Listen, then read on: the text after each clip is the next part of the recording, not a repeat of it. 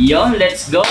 Team Charito, no? Yon, papunta na nga kami mamaya-maya sa Andrea sa ating Bible study doon. And prayer natin, no, na naway maging tagumpay, no, yung gawain natin doon sa Andrea, and patuloy na lumaki yung gawain na pinagkaloob sa atin ni Lord, at patuloy tayong mapagkatiwalaan ni Lord sa marami pang bagay. So yon, mamaya kita-kits sa ating gawain sa Andrea to. Guys, mga kapilarami, mga ka-charito.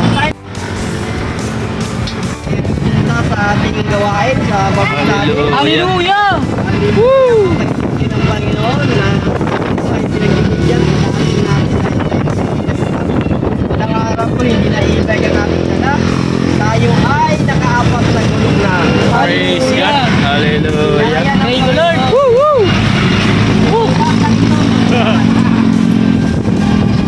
Thank you, Lord! Mga kailangan ay dito na tayo.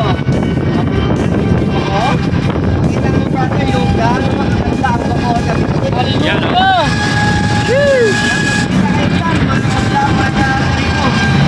so yan, si Brother Joven. Hallelujah!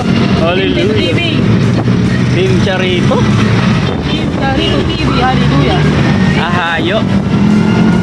Mighty Maker! Kita kids sa Andrea, mga ka-Charito. Let's go! Team Charito. Nandito na tayo sa kanto ng Andrea. Medyo inabutan tayo ng ambon, pero hindi tayo mapapahinto niyan sa paglilingkod sa Panginoon. Then Charito! Let's go! Antayin natin matapos yung... All for Jesus! Yes! Hallelujah! Hallelujah! Woo! Praise God! Jesus! Number one! Pag Hallelujah! may Jesus ka, buhay mo tagumpay. Amen! Sa ngayon, tatlo gulong. Baka next month na, apat na to bro. Amen, baka next month ka eh. Yan. So muli po, napakabuti po ng Panginoon na tayo po ay muli nagsama-sama at Amen. sama-sama manalangin, sama-sama magpuri sa Kanya, na buhay si Kristo sa ating mga puso, sa ating mga buhay. At maranasan mo ang buhay na may Kristo, kapatid, hindi ka nag-iisa. Ito po yung manalangin, puunahan natin ni Brother Albert. Yes, Lord, Heavenly Father, we thank you, Lord, that sa napagandang araw na to, Lord. God. Wow. We invite your Holy Spirit, Lord, God, to enter in this place, Lord. God. Amen. Amen. Tayo po yung awit na sa awitin. Puunahan natin ni Brother Jumar. Let us sing. How great is our God. Sing with me, how great is our God. To know we'll see how great is our God. Natin, masaya ako. Masaya ako. Na nandito ka. Nandito ka. Hallelujah. Nandito na ulit si Wen. Si Brother Alexis. Yan, welcome po, no? Hallelujah. Lord. And as praise report, palakpan natin si Lord. Yes. Tayo po ay may ano na ngayon, channel, Team Charito. Amen, no? And I believe and naniniwala tayo ito ay gagamitin ni Lord mightily. Amen. And gagamitin to ni Lord effectively. And somehow makatulong din sa bawat isa. Wow! And hindi lang sa atin. Kasi bawat isa sa atin, I believe you are a leader. Amen. Let's pray. Father God, marami pong salamat, Panginoon, for all the blessings we have been received, we have been experienced sa maghapon na ito, Panginoon. Yes, Tunay, Lord, dakila ka, O Diyos, Yes, sa aming thank buhay, you, sa Lord. buhay ng bawat isa. Amen. Continue, Lord, to open up our heart and mind, Lord, Amen. and allow us to understand, to receive, to catch up, Lord, your revelation, Lord, sa hapon na ito, Panginoon. Apart from you, we can do nothing. This we pray, in Jesus' name we pray. Amen. Amen. Amen.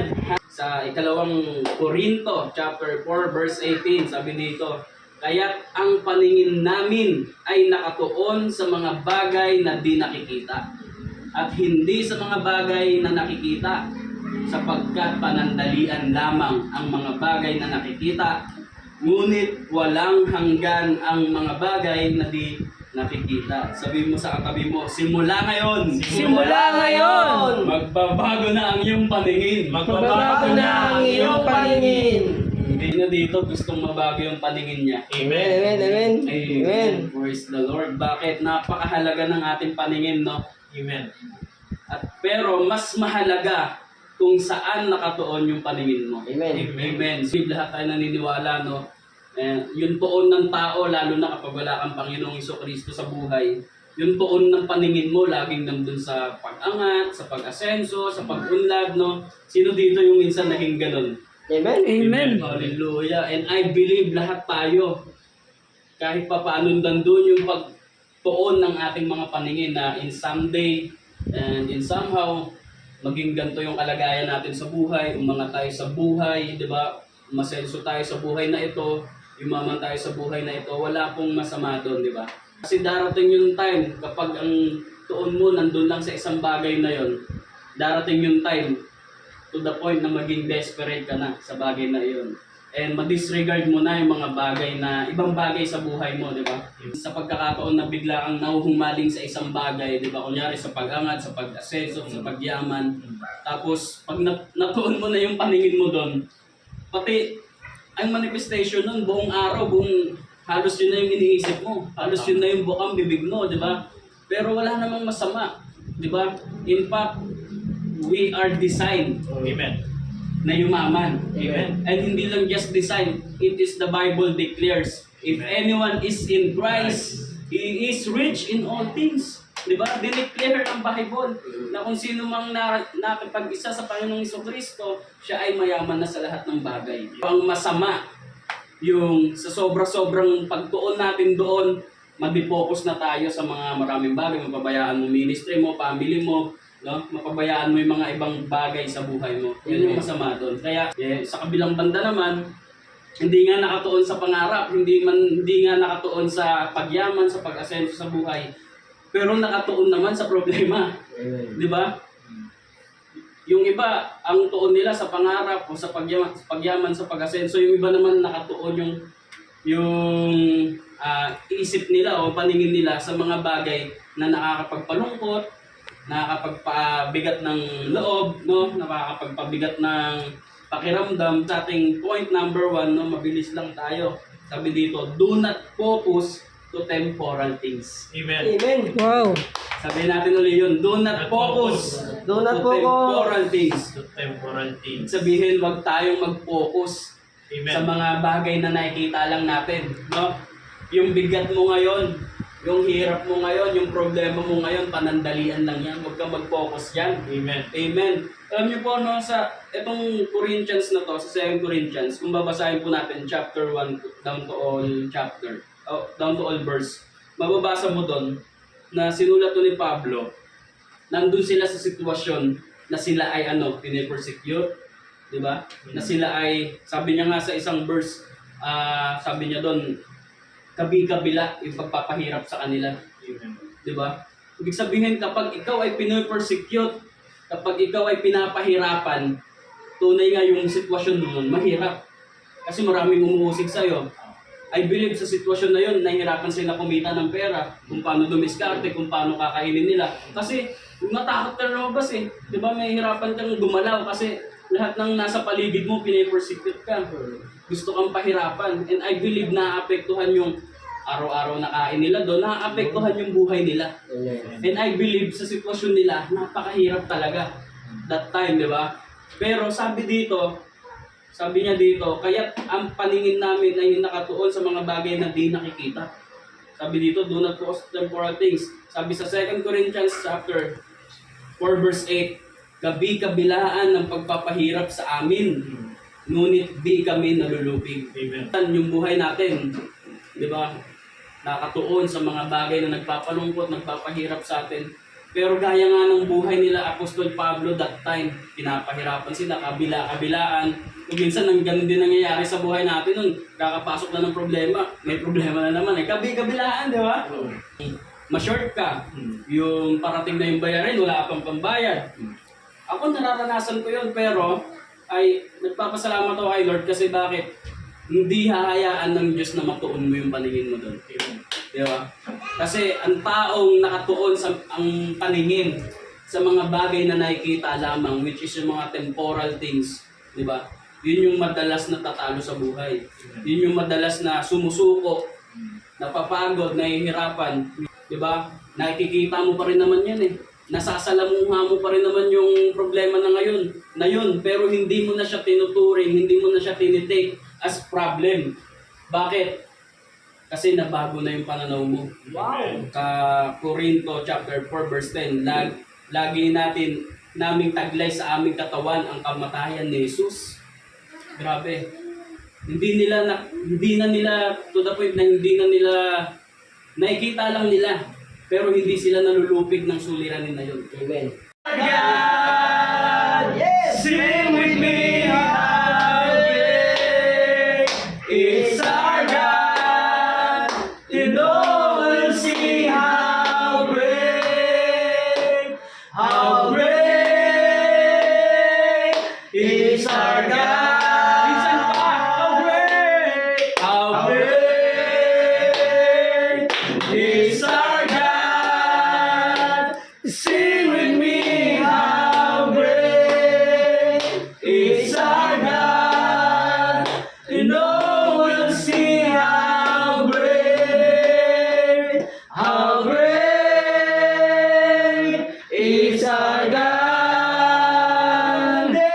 You are the name above all names. You are worthy of our praise, and my heart will sing how great is our God. You are the name above all names. Hallelujah. You are worthy of our praise. My heart will sing how great is our God. Sing how great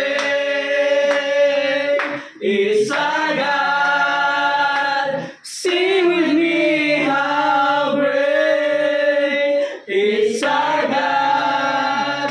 And oh, we'll see how great is our God. Open up your mouth, kapatid. Yes, Lord. Hallelujah. Thank you, Jesus. Thank you, Jesus. Hallelujah. The whole message that comes Thank you, from Lord. Thank you, Lord. Hallelujah. Thank you, Hallelujah.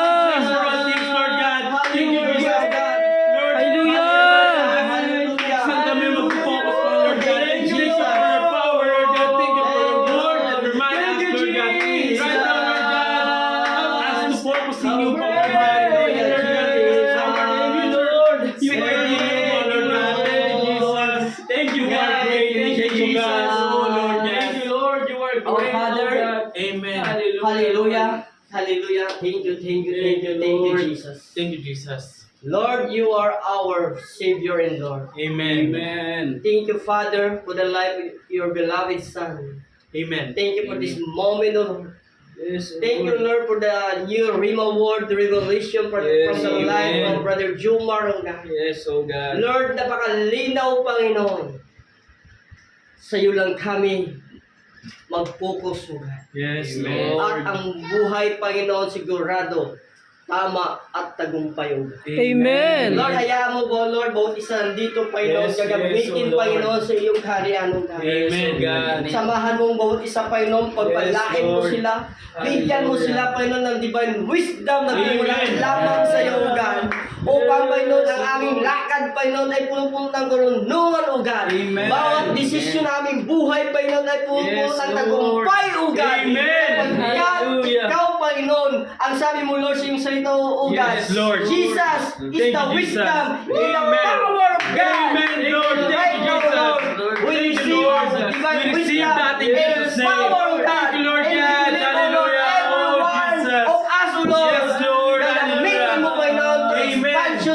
kingdom, O God.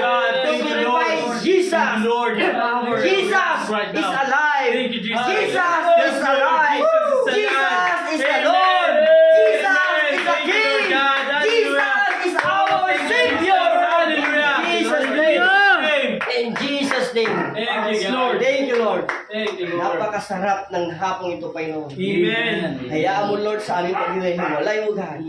Punong-puno ng kagalakan at Yes, biyaya at pag-ibig Yes. ang aming naranasan, O God. Hallelujah, Lord. Surely mercy, goodness Amen. shall follow sa aming mga buhay. Amen. Thank you, Lord God. Amen. Salamat, Panginoon. Patuloy ka namin sinupuri. Dinadakila ang iyong Amen. pangalan. Walang iba. Ang aming Panginoong Kristo lamang. Binabalik Yes. namin, O God, Yes, ang Lord. kapurihan at Yes. kanigalaan sa pangalan ni Jesus. All God people say, Amen. Amen. Tayo uwi. So, bago tayo mag-awit, sir. Di ba? Pero hindi sila napapabagsak ng problema na yon. Amen. Bakit? Kasi untaon nila hindi sa mga bagay na yun. Pag nakita mo yung mga magulang mo, nakita mo mga kapatid mo, Lord, tama naman yung puso mo, Lord, gusto ko makatulong sa kanila. Lord, gusto ko gamitin mo mapagpala sa kanila. Pero kung lagi lang yung tuon mo doon, kahit hindi problema, magiging problema. Di ba? Marami kang bagay na hindi mapapahalagahan. Marami kang bagay na hindi mo alam, pinagkakatiwala sa iyo ni Lord, binibigay sa iyo ni Lord, hindi mo hindi ka maging good steward doon. Bakit nakafocus ka sa isang bagay? Ang masama nun, temporal things lang yun. Di ba? Bakit? Masarap din naman kasi talagang isipin na minsan sa buhay mo makita mo yung sarili mo, nagdadrive ka ng sarili mo sa sakyan. Amen. Meron na. Amen.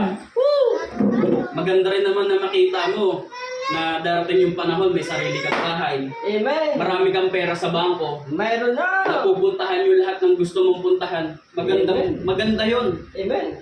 Pero kung matutuon mo naman, lagi ang paningin mo doon to the point na ma-desperate ka na sa bagay na yon na makuha yon, Yes. doon nagiging masama. Yes. Sabi dito, focus to eternal things. Wow. Amen. Wow.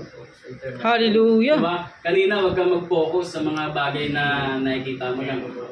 Oo, ngayon magpo-focus ka saan? Eternal things. Ito pala yung sekreto nila Paul at ng mga kasama niya that time. Diba? Pinapahirapan sila, inuusig sila. Lahat ginagawa ng mga sa paligid na galit sa kanila para mapabagsak sila, para malupit sila, para sumuko sila. Sila, nakatingin sila. Sila Pablo that time, nakatingin sila dun sa bagay na kung mababasa mo yung buong chapter na yon, na hindi makukumpara yung paghihirap. Hindi mo makukumpara yung nararanasan mo dito sa inihanda ng Panginoon. Nakatingin lagi sila, yung pag-asa nila. Yung pag-asa nila nandoon lagi sa plano ng Panginoon, sa mga pangako ng Diyos, di ba?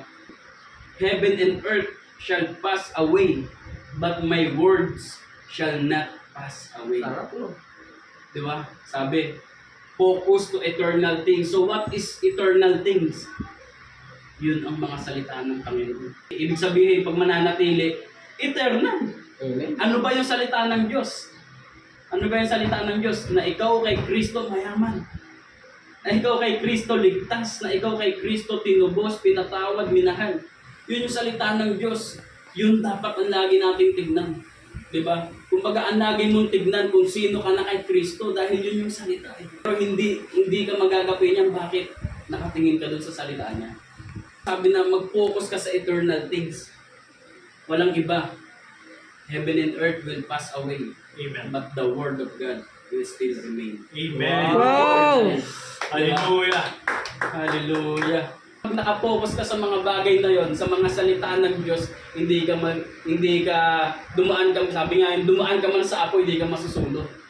Dumaan ka man sa ilog, hindi ka malulunod, di ba? Anong ibig sabihin nun?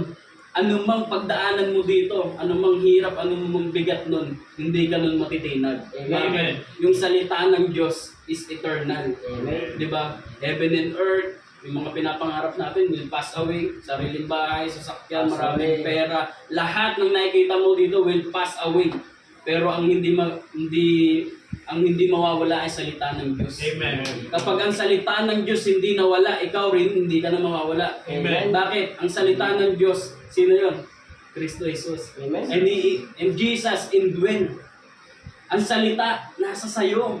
Nananahan sayo. Kaya ang sino mang mananampalataya, ang sino mang sumasampalataya sa Panginoon, hindi ka rin magpapass away. Di ba? Magpapass away ka lang minsan, pero hindi ka magpapass away. Pasaway, magaling. Hallelujah! Di ba? So, natin na maging aware. Di ba?